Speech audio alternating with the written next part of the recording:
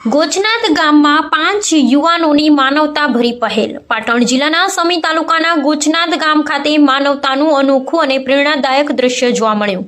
ગામના 5 યુવાનોએ ગરીબ અને આધાર વિહોણા પરિવારોને રાશન કીટનું મફત વિતરણ કરી સાચા અર્થમાં દાનની મહત્તા સાબિત કરી છે.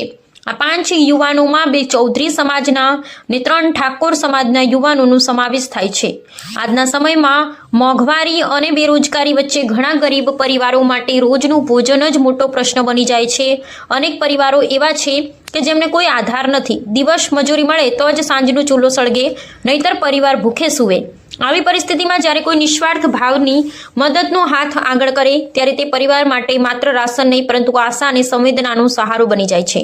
ખાસ વાત એ છે કે 5 યુવાનોએ પોતાનું નામ જાહેર કર્યા વિના કોઈ પ્રચાર કે દેખાડા વગર જાતે જ ગરીબ પરિવારો સુધી પહોંચીને રાશન કીટ આપી. તેમની આ ઉદારતા અને દાનવીરતા જોઈ ગામ લોકોએ પણ દિલથી તેમની પ્રશંસા કરી હતી.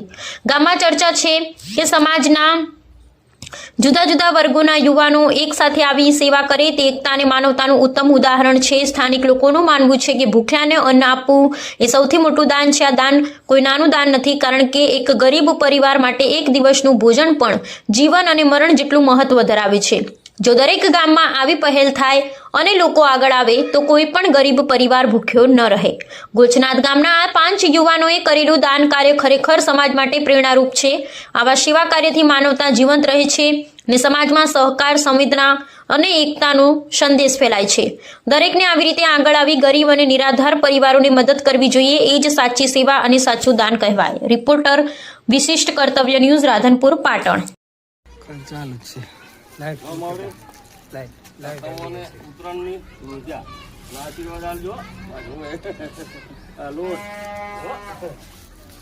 ભગવાન તમને આથી વધારે હાલે જન શેર કરવાનો, કોમેન્ટ આપણે જોતી નથી, બરાબર? આશીર્વાદ ગ્રુપમાં સમૂહમાં છે, કોનું નામ નથી.